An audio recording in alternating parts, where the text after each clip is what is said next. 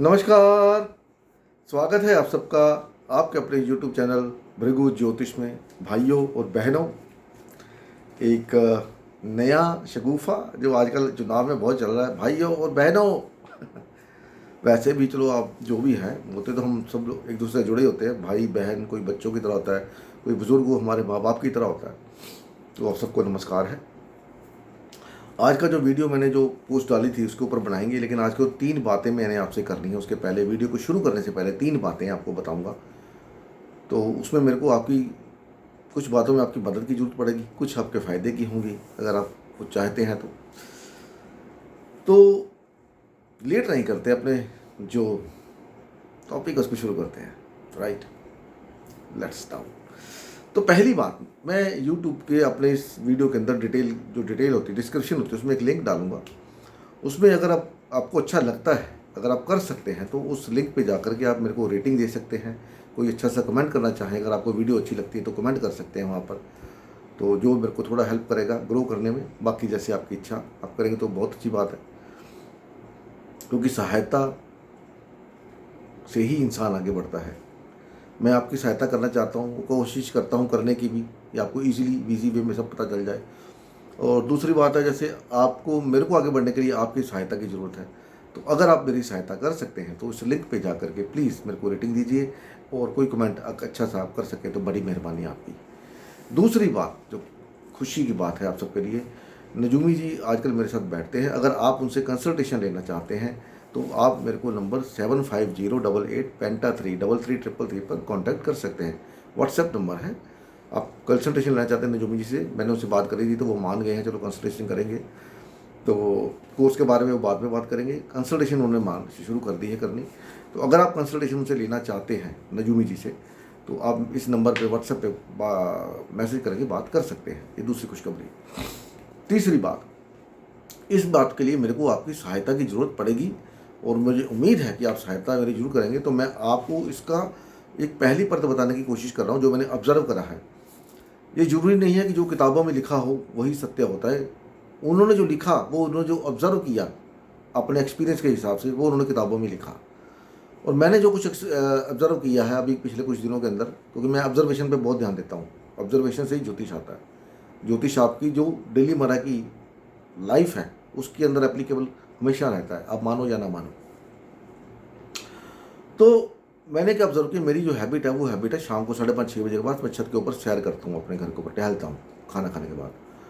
तो मैं पिछले एक हफ्ते 10 दिन से मैं नोट कर रहा हूँ कि जब सूर्यास्त होता है, हो रहा होता है, उस समय जितने भी कौवे होते हैं, कौवे जो होते हैं, वो ईस्ट डायरेक्शन की तरफ मूव करते हैं। और ये मैंने लगातार 10 दिन इसको नोट किया, और एक दो नहीं, हजार सैकड़ों की संख्या में कौवे जो वेस्ट से ईस्ट की ओर मूव करते हैं, क्योंकि सूर्य वेस्ट में अस्त होता है, पश्चिम में, और वो पूर्व दिशा की ओर प्रस्थान कर रहे होते हैं। तो मैंने बहुत सोचा इसके बारे में। सोच के जो मेरे दिमाग में आइडिया आया, जो परमात्मा ने मेरे को आइडिया दिया, क्योंकि देखो इंसान सोचता है, हेल्प करने वाला ऊपर वाला है। आपने वो कहावत सुनी है शाहरुख खान की, जो पिक्चर थी जिसमें वो दीपिका पादुकोण थी, अगर आप चाहें तो पूरी कायनात आपको हेल्प करती है। तो वो कहावत कहीं जहाँ से भी आई है, वो लफ्ज़, उसमें सच्चाई है। और मैं क्या चाहता हूँ आपसे, मैं जो बताने वाला हूँ उसको गौर से सुनिएगा और कमेंट बॉक्स में बताइएगा जरूर कि आपके साथ ऐसा होता है। फिर इसको आपको इसकी दूसरी परत बताऊंगा मैं अगली वीडियो में। अगर कमेंट आपने बताया क्या होता है, अगर नहीं उसको एप्लीकेबल हो रहा, नहीं दिखाई दे रहा, तो फिर हमको करने की ज़रूरत है ही नहीं, इसको आगे बढ़ाने की जरूरत नहीं है, छोड़ देंगे, फिर सोचेंगे क्या करना है। तो बात ऐसी है कि जब सूरज अस्त हो रहा है और कौवे जो पश्चिम से उत्तर दिशा की ओर जा रहे हैं, क्यों जा रहे हैं? क्रो जो है, कौवा जो है, वो भगवान शनि देव का सूचक है। आपने काफ़ी सारे पिक्चर में देखा होगा, भगवान शनिदेव कौवे के ऊपर जा रहे हैं, बैठे हैं।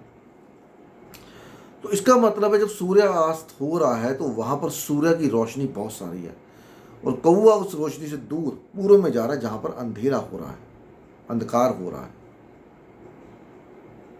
ये पहला। दूसरा भी बताता हूं अभी। तो इसका मतलब जो मेरे दिमाग में आया वो ये है कि जहां पर भी आपके चार्ट में सूर्यदेव विराजमान है, जिस भी घर के अंदर, उसके बिल्कुल सामने वाले हाउस में देखिए आपको शनि देव का इफेक्ट मिल रहा है या नहीं मिल रहा। मान लीजिए आपका सूर्य फर्स्ट हाउस के अंदर है, तो 7th हाउस में शनि देव का इफेक्ट, मतलब आपकी वाइफ को दिक्कत है या नहीं है, हेल्थ इशू, या आपके बिजनेस के अंदर प्रॉब्लम तो नहीं है। सूर्य 10वें घर में है तो वहां से सीधा 7वां घर पड़ेगा 4th हाउस। तो क्या आपकी मदर को कोई दिक्कत तो नहीं, हेल्थ इशू तो नहीं है? क्या आपको कोई दिमाग में टेंशन तो नहीं रहती हर समय, कोई ना कोई भय, कोई टेंशन किसी बात को लेकर के, घर को लेकर के, बिजनेस को लेकर के? यही सूर्य अगर 9th हाउस में, तो 3rd हाउस में आप बात करते करते रुक तो नहीं कहीं जाते? जैसे मेरा सूर्य 9th हाउस के अंदर है, 9th हाउस में आता है, तो आपने देखा होगा कई बार वीडियोस के अंदर मैं बात करता करता अटक जाता हूँ, फिर मैं बोलता हूँ यार वो शब्द मेरे दिमाग में नहीं आ रहे, आप खुद समझ लेना। आपने देखा, नोट किया होगा आपने।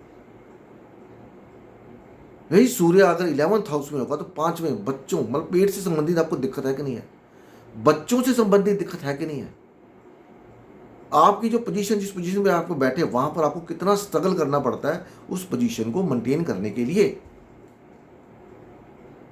ये मेरे को आप बताइएगा जरूर।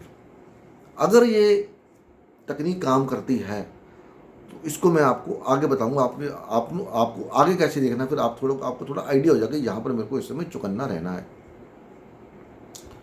तो ये बताइएगा जरूर, ठीक है। ये पहली बात आपको बताइए। दूसरी चीज़ और बताता हूँ, ये मैंने दिन के समय नोट नहीं किया। आपको दिन के समय आप, हर इंसान बिजी होता है अपने नित्य कर्म के अंदर, नहाना धोना, पूजा करना, खाना खाना, जॉब पे जाना, ऑफिस जाना, लेकिन शाम के टाइम अगर आप फ्री होते हो तो आप नोट कर सकते हो। दूसरी बात जो मैंने नोट करी है, शाम के टाइम जो तोता देखा आपने, तोता सुना होगा, तोता, पैरट, वो हमेशा दक्षिण से उत्तर दिशा की ओर जाता है, हमेशा दक्षिण से उत्तर दिशा की ओर। मतलब जब सूर्य डूब रहा है तो दक्षिण दिशा में अंधकार है उस समय, और तोता जो है वो उत्तर दिशा की ओर जाता है, क्योंकि जब सूर्य, आजकल आप देखोगे तो सूर्य उदय का जो, आप अगर आपके पास कंपास दिखनी आती है तो सूर्य उदय दिन ब दिन नॉर्थ ईस्ट की तरफ मूव कर रहे हैं। तो नॉर्थ ईस्ट की तरफ मूव करते हुए, तो जब वो राइज होने वाले होते हैं तो सबसे पहले उनका जो प्रकाश होता है वो उत्तर दिशा में दिखाई देता है। तो उसका मतलब बुध जहां पर भी बैठा है वहां से सामने आपको रोशनी, आपको सब कुछ दिखाई देता कि वहां पर क्या हो रहा है। ये दो चीजें मैंने ऑब्जर्व करने की कोशिश करी है। इस पे मोहर आपने लगानी है क्योंकि आप मेरा परिवार हो। बहुत से लोगों को नॉलेज होगी इसके बारे में, तो बताइएगा जरूर, फिर इसको मैं आगे लेके चलूंगा, आगे बताऊंगा कि क्या है, ठीक है। अभी बात करते हैं अपने मुद्दे के ऊपर। बृहस्पति देव महाराज, बृहस्पति देव महाराज के बारे में आपको एक ऐसी बात बताने वाला हूं कि आप सुनकर हैरान हो जाओगे, भौचक्के रह जाओगे कि ये कैसे। वैदिक के अंदर यही हाउस आपको तरक्की देता है, बोला जाता आशीर्वाद है, अच्छा करता है बृहस्पति। लेकिन मैं जो बताने वाला हूं वहां पर आपको दिक्कत क्रिएट होती है वो भी बताऊंगा।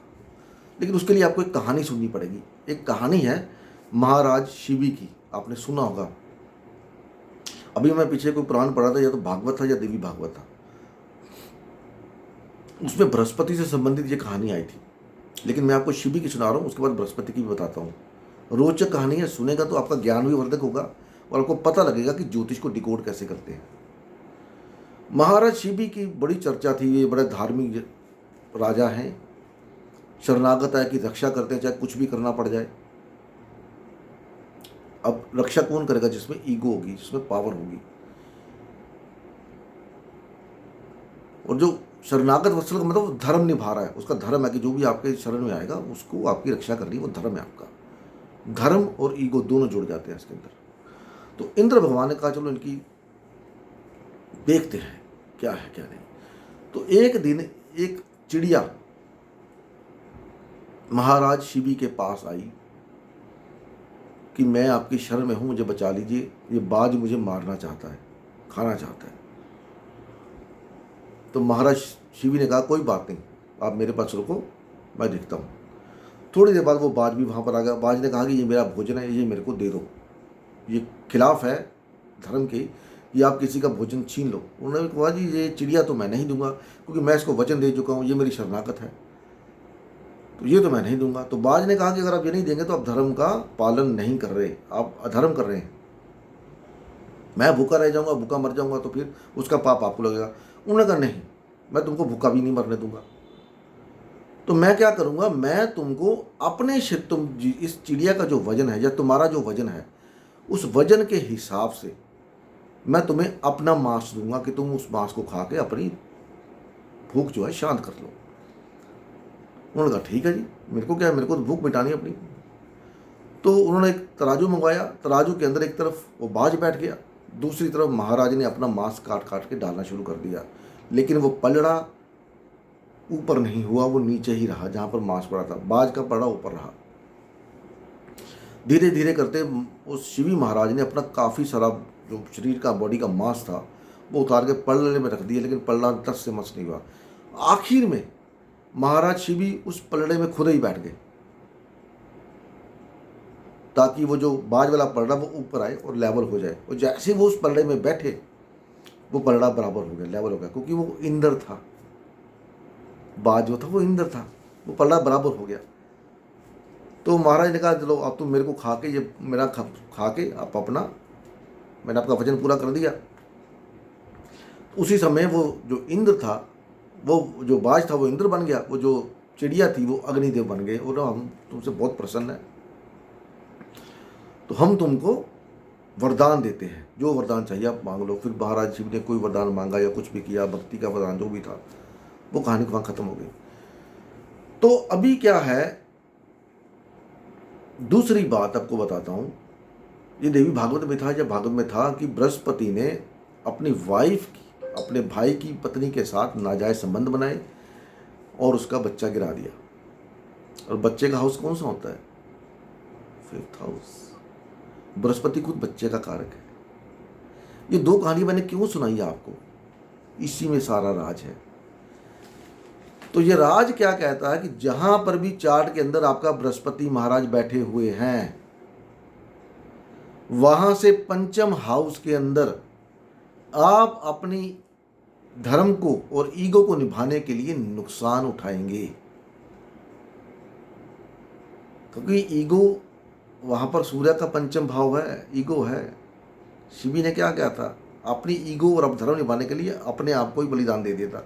लेकिन आज की डेट में ऐसा कौन होता है कि अपना बलिदान देगा?